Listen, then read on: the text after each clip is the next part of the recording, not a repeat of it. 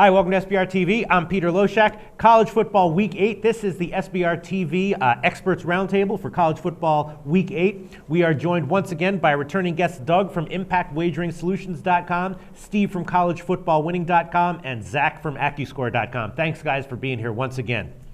Thank you for having me.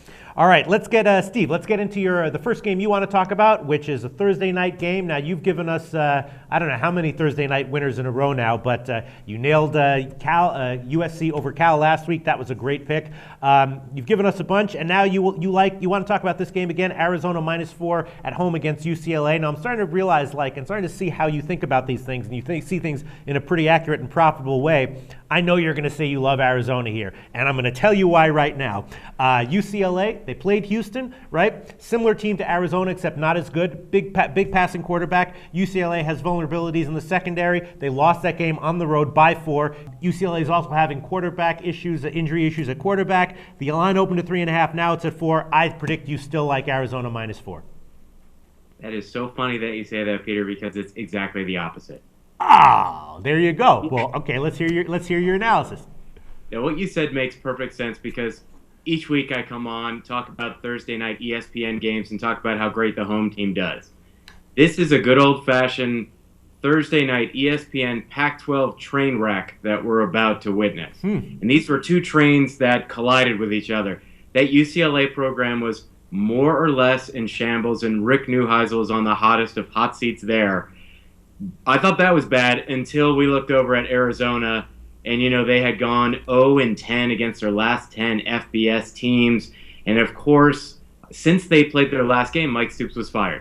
So who do they bring in? Naturally, Mike Stoops was fired because the defense is awful. Right. So when they have a total defense that is ranked 116th in the country, they promote the defensive coordinator. That makes sense, right? So we have a scoring defense that is 117th in the country.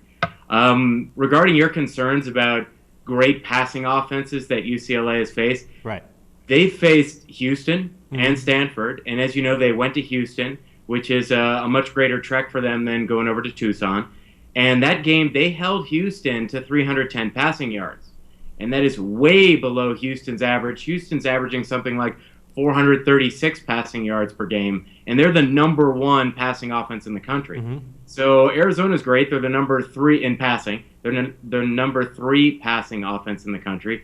UCLA has faced Houston and Stanford, and they have more or less contained them. Stanford, they held to 240 passing yards. So when you're looking at different train wrecks, UCLA has motivation here. They actually think, and it's possible, that they can win the Pac-12 South. And they have got to go through Arizona to do it. And they're getting 4 points right now.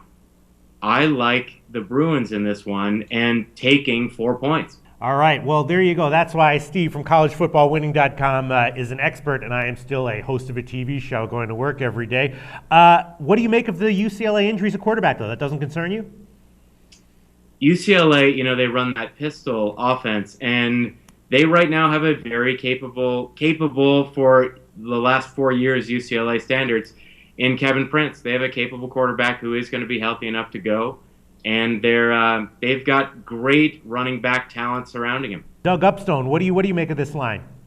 Well, Peter, I'm actually going to agree with you on this one. Really? I actually like Arizona instead of UCLA. Now, I do believe that they will move the ball, passing against UCLA's defense, which I don't actually think is that good. And it's remarkable to me that the Bruins are even in contention still in the Pac-12 South. Kevin Prince is their quarterback. He's been injured frequently. He's been out of the lineup frequently. He's back in because they have no choice. If he gets injured, Neuheisel might have to check if he has some eligibility left to play in this one. I don't like UCLA at all in this game. They're 5-13 against the spread as a road underdog, and the visiting team in this particular series is just 1-8 in their last 9 meetings. I'll take Arizona and give the points. What light can you shed on this line? Well, the first thing I wanted to say here is, times are tough. We're in the middle of an economic recession. Do not spend any money betting a game that includes UCLA and Arizona, especially if they're playing one another. Why do you say that? Too unpredictable? Yeah, it's too unpredictable. UCLA is now, 3 or 4 years into Rick Neuheisel's regime. They have no identity. You have one quarterback that's awful, another quarterback that's awful, one very good wide receiver. Fourier is a very good tight end, good target, but you never know what you're going to get with UCLA. And to argue your point, I don't believe that Arizona is better than Houston. Nick Foles is not better than Case Keenum. The running back at Arizona is probably the worst running back ever to grace the Pac-10, probably in 10 years.